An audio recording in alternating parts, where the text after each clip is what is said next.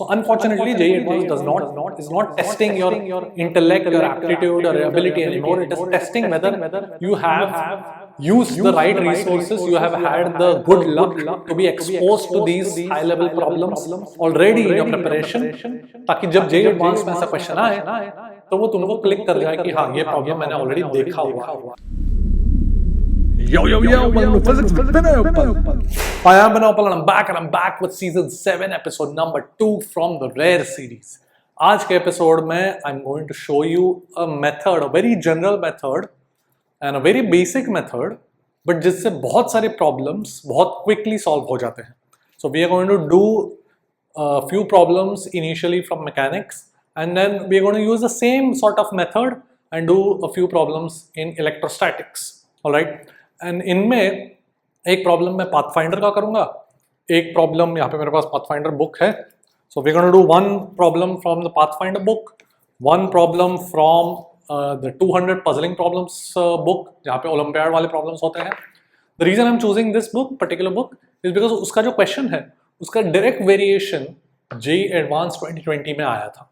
Alright, so we gonna do that as well and couple of other problems. So basically ऐसे बहुत सारे problems करेंगे जहाँ पे ये एक पर्टिकुलर मेथड बोलो या इट्स, अब देखेंगे अप्रोच बोल दो rather instead of method, let me call it approach because it's a very basic concept and a very basic you can say it's like एकदम ऑब्वियस है, बट जब एक्चुअली पेपर सॉल्व करते हो, जब टाइम प्रेशर में solve करते हो तो कभी कभार स्ट्राइक नहीं होता है. Alright, so we are gonna do all of this and then थोड़े से जनरलाइज्ड क्वेश्चंस भी मैं बताऊंगा जिससे JEE Advanced या वो 200 पजलिंग प्रॉब्लम्स वाला बुक उसके जो वेरिएशंस है वो एकदम स्पेशल केसेस बन जाते हैं. Alright, so it's gonna be a great episode. Let's begin.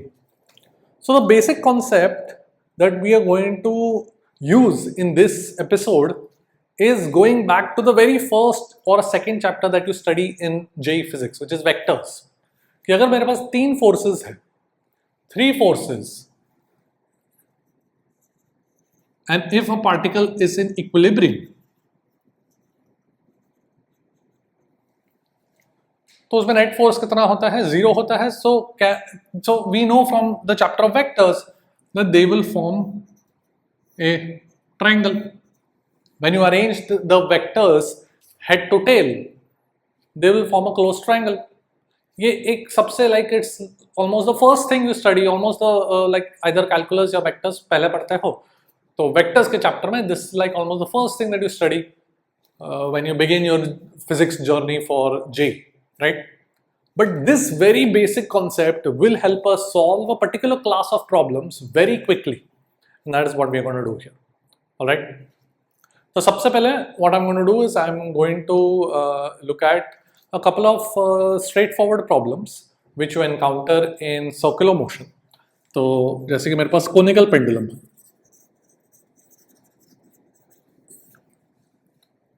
So conical pendulum में क्या होता है कि मेरे पास एक पार्टिकल है जो स्ट्रिंग से कनेक्टेड है एंड वो सर्कुलर मोशन कर रहा है, राइट? सो क्वेश्चन या एनालिसिस जब करते हैं generally you want to find the time period of circular motion. So ये यूनिफॉर्म हॉरिजॉन्टल सर्कुलर मोशन कर रहा है and I want to find the time period. Now this is not a difficult question, this is a very basic concept, very standard theory that you study even for JEE mains level पढ़ते हो. But I just want to show start off with a couple of easy examples and then we'll go on to more difficult ones. Okay, तो यहाँ पर क्या क्या forces लग रहे हैं? एक टेंशन लग रहा है, एक mg लग रहा है एंड एक, अगर मैं रोटेटिंग फ्रेम में जाऊं, क्योंकि I am talking about equilibrium, so if I go in the rotating frame in which the particle is at rest, then एक, अगर ये रेडियस r है, देन एक सेंट्रीफ्यूगल फोर्स लगेगा. कितना लगेगा? m⍵²r, right?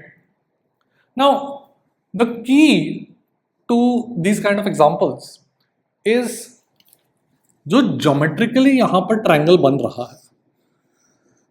Can you see this triangle? ये height h है, ये रेडियस r है और ये कुछ लेंथ l. वही ट्रायंगल बनेगा, मतलब उससे सिमिलर ट्रायंगल बनेगा when you arrange these forces head to tail, क्योंकि यहां पर m⍵²r is along this direction, mg is along this direction and tension is along the length.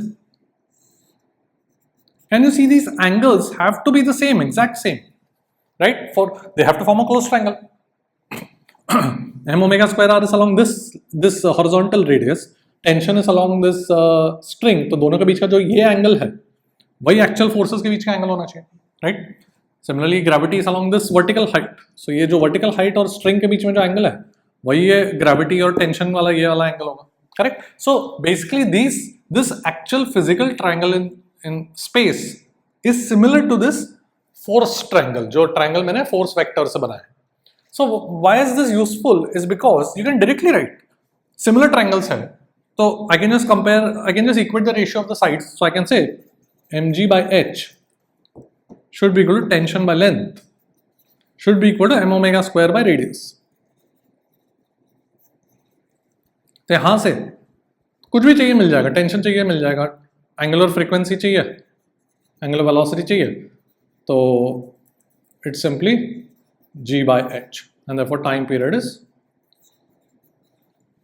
Alright, now this is a very simple example. तुम सोचोगे कि इसका इतना कुछ खास एडवांटेज नहीं है, स्टैंडर्ड मेथड से भी करोगे force vector equations, horizontal direction, horizontal direction में सेंट्रिपिटल फोर्स इक्वेशन लिखोगे, वर्टिकल डायरेक्शन में फोर्स बैलेंस करोगे तो भी ये आ ही जाएगा. It's not a big deal. So like I said, I am going to start off with a very simple familiar example, जहाँ पे you will feel comfortable with the situation because you've already seen this before, and then we'll arrive at a known result. All right, so the known result is that this time period only depends on the height conical pendulum में, correct? So I hope you already know this. नहीं है तो ठीक है, नहीं पता होगा तो anyway अभी पता चल गया. But अभी थोड़ा लेवल बढ़ाएंगे. लेवल बढ़ाने से पहले एक और सिंपल सा एग्जांपल, एकदम इसकी तरह ही जो सर्कुलर मोशन में करते हो, कि मेरे पास एक हेमिस्फेरिकल बॉल है, एक ऑब्जेक्ट रेस्ट पर है यहाँ पर with respect to the ball and rotate कर रहा है. So object is at rest with respect to the ball and वो रोटेट कर रहा है, ठीक है? ऑलराइट, तो इस पे फोर्स इक्वेशन अगर मुझे लिखना होगा तो रोटेटिंग फ्रेम में फिर से इक्विलिब्रियम है, तो रोटेटिंग फ्रेम में क्या क्या फोर्सेस आएंगे? एक ऐसे लगेगा m ओमेगा स्क्वायर r, एक ग्रेविटी एंड एक normal force. Now can you see the similar triangle forming? This triangle. इस triangle के similar ही मेरा फोर्स triangle बनेगा, mg, a normal and m omega square r. Exactly same he situation है, just tension के जगह normal आ गया. All right, तो ये अगर height h होगा ये, तो once again I can write mg by h should be equal to m omega square by r, ये रेडियस, तो फिर से ओमेगा का value root g by h आ जाएगा इसमें. ऑलराइट, तो these are like I said simple examples, but अभी थोड़े से अच्छे एग्जांपल्स में एप्लीकेशन देंगे. So I hope you have understood the whole basic foundation behind this method. बस यही चीज़ है पूरे एपिसोड में, but you will see its application in difficult problems, in those olympiad level problems and J advance PYQ, pathfinder, ये सब हम करेंगे. ये बेसिक सा चीज. The key is to quickly recognise कि जो फिजिकल लेंथ्स का ट्रायंगल बन रहा है वही ट्रायंगल के सिमिलर मेरा फोर्स वेक्टर्स का भी ट्रायंगल बनेगा, एंड फिर फटाफट रेशियो इक्वेट करेंगे. ऑलराइट, इतना ही है. कॉन्सेप्ट बहुत सिंपल है बट उसके एप्लीकेशन बहुत बढ़िया है. ऑलराइट, सो आगे बढ़ते हैं. अब पाथफाइंडर वाला प्रॉब्लम करते हैं. So I am displaying the problem on the screen, so you should be able to see it. Let me just so this is my problem number बता देता हूँ. It is chapter 2 Pathfinder, chapter 2 MCQ का question क्या कौन सा है ये? 7. Alright, so मेरे पास एक से हेमिस्फीयर है and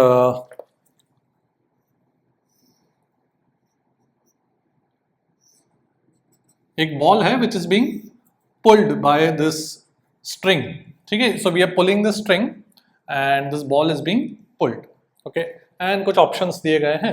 They are asking us कि normal force कैसे change होगा as the ball goes up and external force slowly pull कर रहे. So slowly pull कर रहे मतलब is being pulled gradually. Gradually मतलब it is acceleration को हम क्या मानेंगे? 0.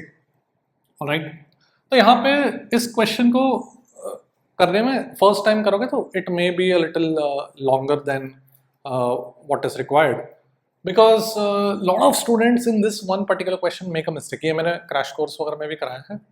क्रैश कोर्स में जो पाथफाइंडर होमवर्क देता हूँ उसमें भी ये है प्रॉब्लम.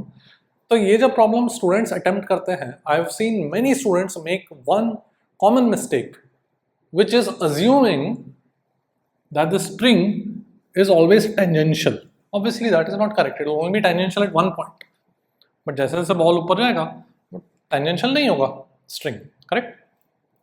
So वो tangential assume कर लिया. So students just assume the normal force to be mg cos theta.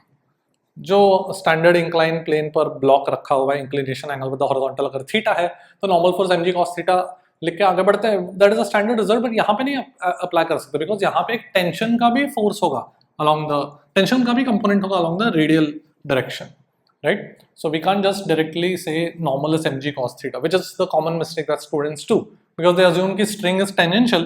So tension का कोई कंपोनेंट नहीं होगा along the radius. So radius के अलॉन्ग बैलेंस फोर्सेस करके n equal mg cos theta आ जाता है. But we know that is wrong. Okay, so कैसे करेंगे इस क्वेश्चन को? Now you should be able to use the method that I showed you. क्या क्या फोर्सेस लग रहा है इस पे? इस पे ग्रेविटी लग रहा है, एक नॉर्मल फोर्स लग रहा है एंड एक टेंशन लग रहा है, राइट? करेक्ट. तो ये टेंशन का वैल्यू है. सो यहां पर क्या क्या फोर्सेस लग रहे हैं? Gravity, normal and, so can you see normal is along the radius, tension is along this and gravity is along the vertical. Gravity, tension, normal. Gravity, tension, normal. Can you see these three forces का जो triangle है, it is similar to this physical length के triangle, right? तो बहुत ही simple हो गया. ये अगर लेंथ कुछ L बोलूं, ये तो फिक्स्ड है, कुछ हाइट h बोलो और ये रेडियस r. मैं क्या डायरेक्टली लिख सकता हूँ? mg by h should be equal to normal by r should be equal to the external force by L. Alright. So question में क्या पूछा गया था कि फोर्स जैसे जैसे बॉल ऊपर जा रहा है तो एक्सटर्नल फोर्स को हमको इंक्रीज करना पड़ेगा कि डिक्रीज करना पड़ेगा to pull it slowly. Alright. And normal force जो है वो इंक्रीज करेगा कि डिक्रीज करेगा. यहाँ पे पाथफाइंडर में नॉर्मल फोर्स की जगह कैपिटल R यूज किया. Let me use this radius as small r. So normal force की जगह they have used capital R as the reaction force. ठीक है, let me keep it n in my working, but radius को small r लिखता हूँ. ठीक है, हो गया. Can you see normal force तो एक constant है. Surprisingly normal force is a constant. Radius constant है, height constant है. जैसे ball is pulled up, the normal force is a constant. Alright, because quickly करेंगे तो most students will just write n equal to mg cos theta and get it wrong. But normal force is a constant regardless of the position of the ball. And force is mgl by h. So L कम होना मतलब external force भी कम होना पड़ेगा. Simple. Alright. So it's a very simple solution. Solution देख के बहुत ही elegant solution है, but ये strike करना थोड़ा सा मुश्किल है when you're doing it for the first time. Alright. So but however अगर इस तरीके का question आया तुम्हारे एग्जाम में, तुम्हारे AITS वगैरह में या टेस्ट सीरीज वगैरह में, तो you should be able to do it using the method that I've shown you here. Alright. Okay, आगे बढ़ते हैं. अब ये एक एग्जांपल करते हैं जहां पर मेरे पास एक सर्कुलर वायर है फिक्स्ड वर्टिकल प्लेन में. सो फिक्स सर्कुलर वायर, उसमें एक बीड है, बीड का मास m है, the Beed is in equilibrium and the spring is under extension. Spring constant k दिया है, रेडियस r दिया है, it's making an angle theta with the vertical. Alright. Natural length of the spring is L0, which is lesser than the spring length. So this is just to tell you कि the spring is under extension. तो equilibrium में है. So question में पूछ सकते हैं कि angle कितना है, कितना एंगल बनाएगा इक्विलिब्रियम के लिए. Basically we want to write the force equation. तो can you see the triangle here? क्या क्या फोर्स लग रहा है? स्प्रिंग फोर्स ऐसे, gravity and normal force. Normal is along the radius, spring force is along the spring, gravity is along vertical. Can you spot the triangle?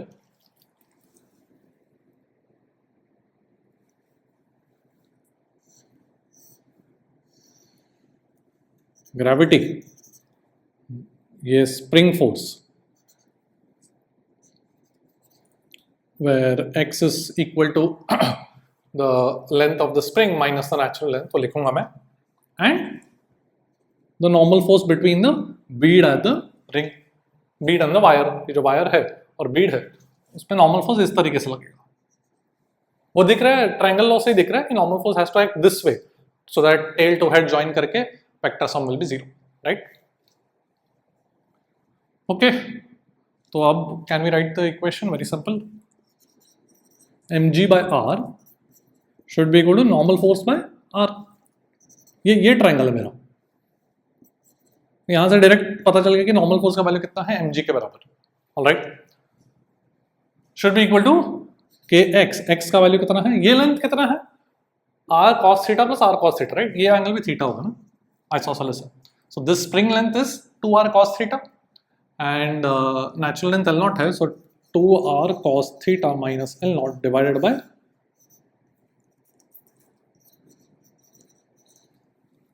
kx divided by this length, alright? तो यहाँ से जो भी चाहिए निकल जाएगा, theta चाहिए तो ये दिस इक्वल टू दिस करके निकल जाएगा, नॉर्मल फोर्स चाहिए तो वो mg के बराबर हो गया, alright? So it's just saving a few minutes when you're trying to solve this question if you can spot this triangle quickly, okay?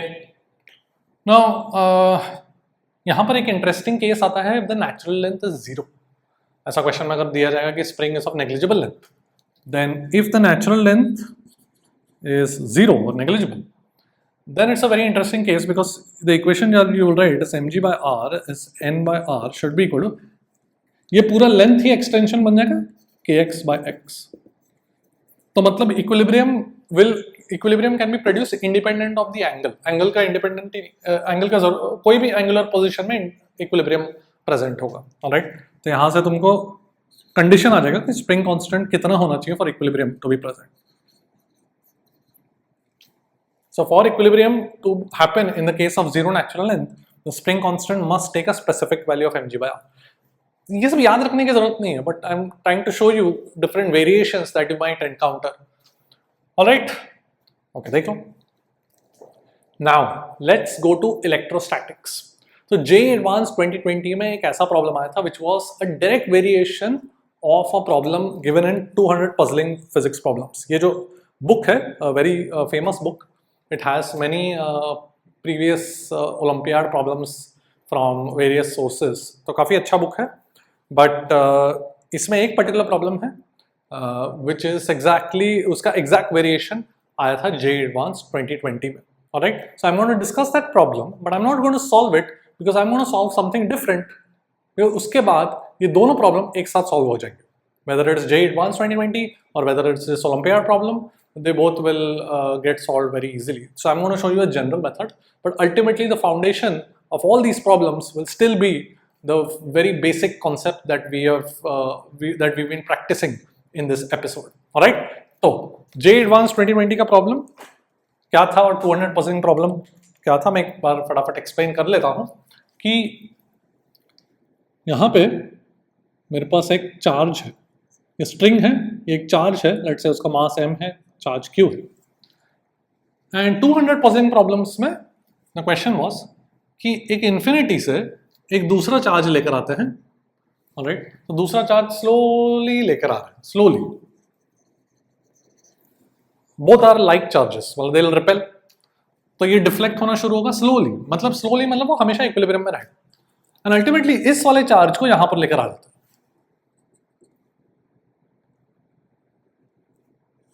So, इस वाले चार्ज को स्लोली यहां पर लेकर आए इस पोजीशन में, तब तक ये जो स्ट्रिंग वाला चार्ज है वो डिफ्लेक्ट हो गया, वो ऐसे कुछ डिफ्लेक्ट हो जाए, alright? So it is observe that this charge q rises up by height h. So what is the external work done? How much work do we have to do to bring this external charge slowly and place it here in the place of the original charge? The original charge has risen by a height h, all right? Gravity है नीचे, this is the vertical plane. ये question था 200 puzzling problems में,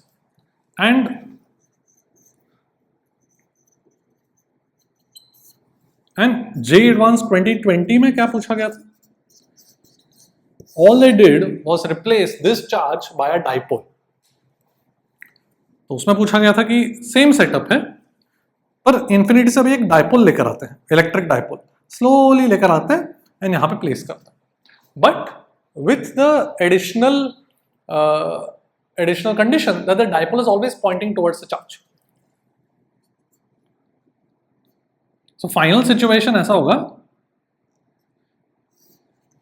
कि वो dipole के कारण, ये पॉजिटिव चार्ज मान लेता हूं, तो डायपोल के कारण ये डिफ्लेक्ट होगा इलेक्ट्रिक फील्ड के कारण, and ultimately the dipole is placed in this manner such that it's pointing towards the charge.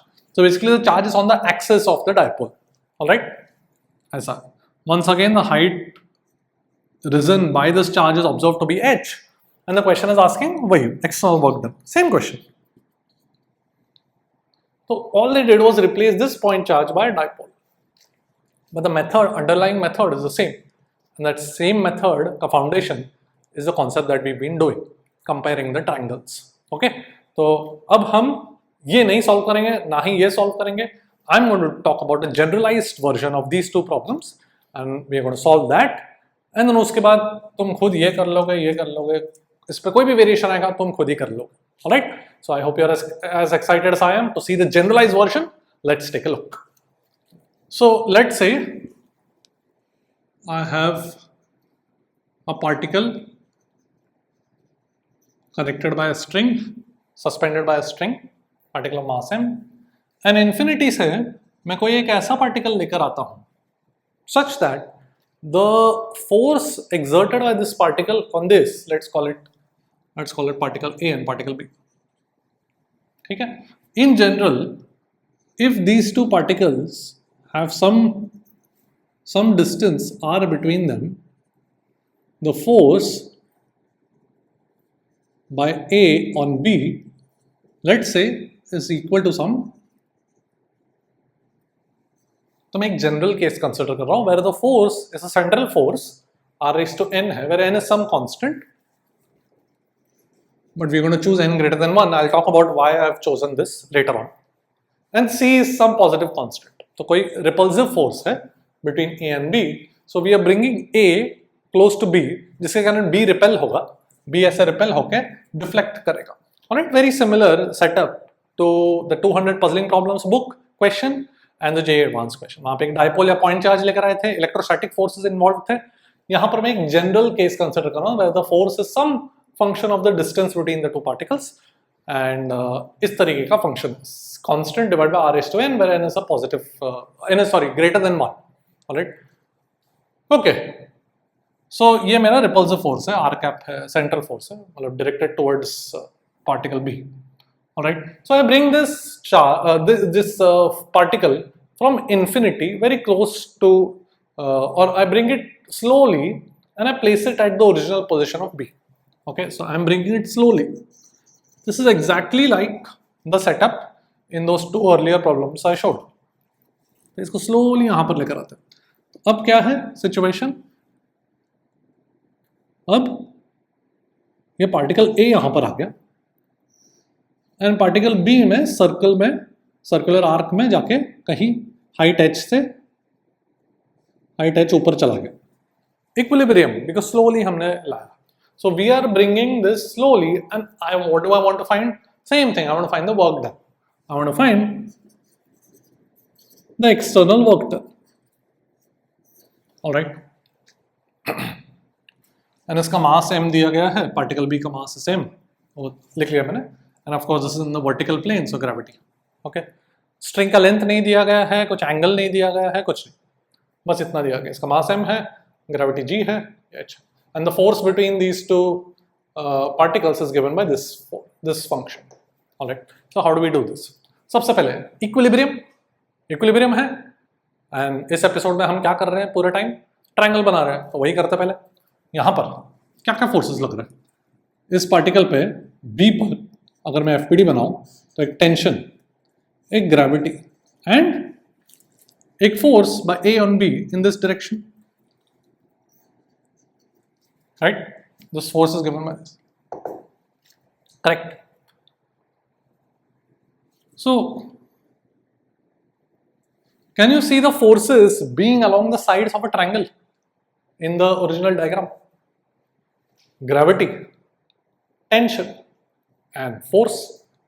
Okay, so gravity, tension and force, right? So can I write अगर इस string के length को मैं अभी के लिए कुछ एल बोल दूँ, which we don't need in the final answer, वो क्वेश्चन में नहीं दिया गया, सो होपफुली वो कट जाएगा। अगर मैं बोलूँ तो मैं क्या इक्वेशन लिख सकता हूँ, ये आर हो गया, स्मॉल आर बोलता हूँ ये, so this is the distance between A and B. तो क्या इक्वेशन में लिख सकता हूँ, एम जी, इसको ना थोड़ा सा बेटर बनाता हूँ, ठीक है। So I can write M G divided by L should be equal to T divided by L. Can you see की टेंशन एम जी के बराबर हो गया, alright, should be equal to this force divided by R, correct, alright. तो ये मेरा equation equilibrium condition आ गया। मुझे चाहिए क्या, मुझे फोर्स, एक्सटर्नल फोर्स चाहिए, right.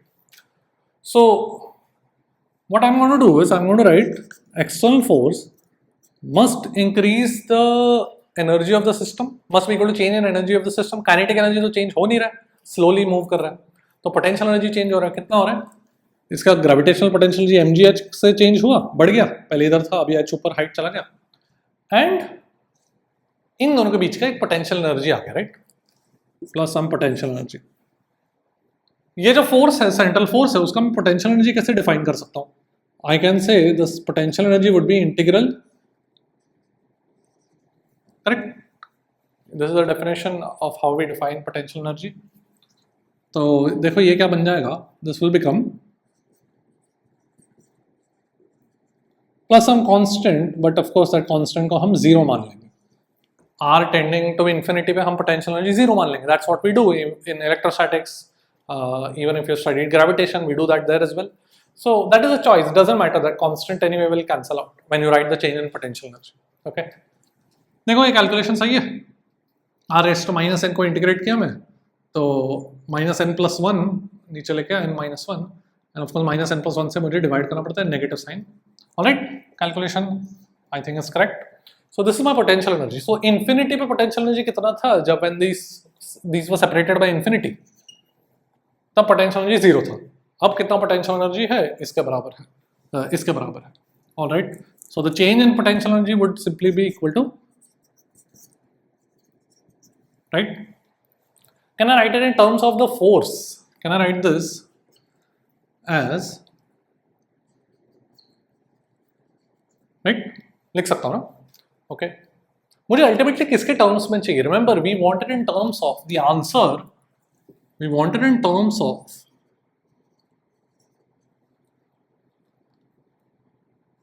M G H N N, ये जो n है उसके टर्म्स में आएगा answer, M G H N N, alright. So मुझे ये C नहीं चाहिए, मुझे ये R नहीं चाहिए, ये लेंथ नहीं चाहिए, कुछ नहीं चाहिए मुझे except M G H N N, alright. That's what I am trying to eliminate everything else. तो ये मेरा फोर्स देखो क्या बन गया, C over R S two N minus one, ये potential energy sorry, and force को मैंने C over R S two N लिख दिया है, यहाँ पे सब्स्टिट्यूट कर दिया, okay.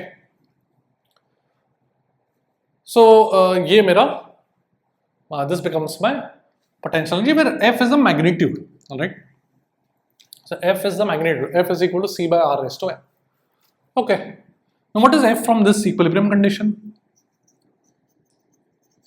mg r by L, तो potential energy कितना बन गया, F r square by, alright।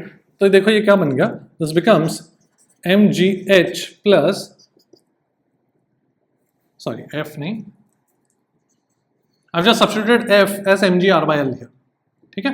So this becomes mg r square divided by, correct। So potential energy पूरा मैंने ऐसे लिख लिया। So I'm getting closer and closer to expressing everything in terms of this. That is my aim. अभी क्या बचा है, I have to eliminate R and L in terms of H, right? Now it's basic geometry. तो R and L को मैं कैसे relate करूं, सी अगर ये एंगल थीटा है सपोज, या let me right it this way,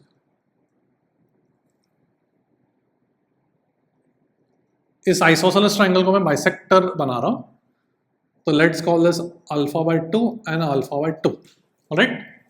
तो ये अल्फा बाय 2 एंगल है, पूरा एंगल अल्फा है, ये अल्फा बाय 2 अगर है तो ये कितना बन जाएगा 90 माइनस अल्फा बाय 2, तो ये एंगल कितना बन जाएगा alpha by 2, correct. So can I write AB, which is this r, this distance AB is my small r, can I write that as 2L sine alpha by 2? This r is L sine alpha by 2 plus L sine alpha by 2, correct? ये AB. And can you see that in this triangle, इस triangle में sin alpha by 2 क्या है? H by R. And therefore R square by L is 2H. Alright? मैंने क्या लिखा? ये जो R है AB, that is L into sin alpha by 2 plus L into sin alpha by 2. But sin alpha by 2 in this triangle is what? H by R. R square by L कितना हो गया? 2H. MGH common ले लेता हूं. ये marker को क्या हो गया? रुको, नया मार्कर लेता हूं.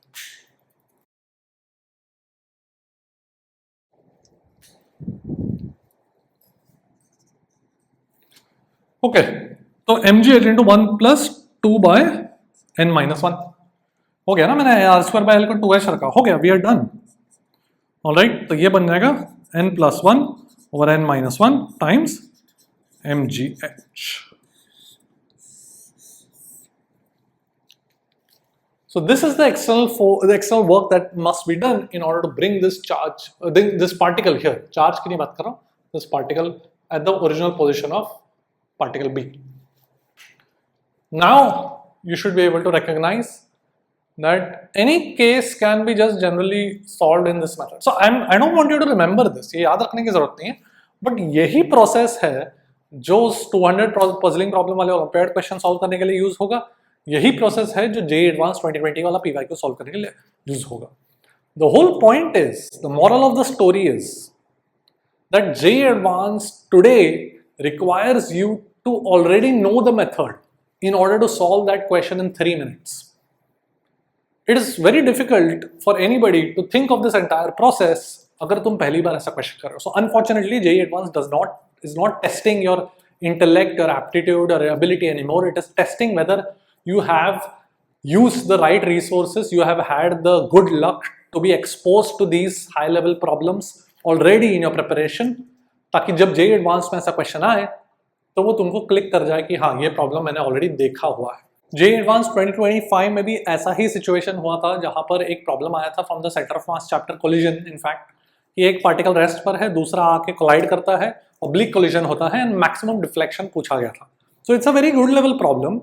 And if you remember if the student remembered the result, which a lot of my students were able to recollect in the exam, because वैसे ही क्वेश्चन हमने क्रैश कोर्स में किया था, हमारे फुल कोर्स में किया था, तो वो 30 सेकेंड्स का क्वेश्चन है, एकदम direct application of the final result था. बट जिन्होंने वो क्वेश्चन नहीं देखा था कभी, they would have spent 5 minutes, 6 minutes and still not been able to do it, because उसको करने का तरीका थोड़ा सा एक यूनिक तरीका है करने का उस क्वेश्चन को. So that is the whole moral of the story, or the point of this episode, that I want to expose you to different methods, different kind of problems, in the hope कि अगर कोई similar problem आ जाए तुम्हारे exam में तो you will be able to quickly do it within that time constraint. Alright, so unfortunately बोल दो, जो भी बोलना बोल दो, but JEE Advanced today is not exactly testing your ability, because उतना टाइम ही नहीं है.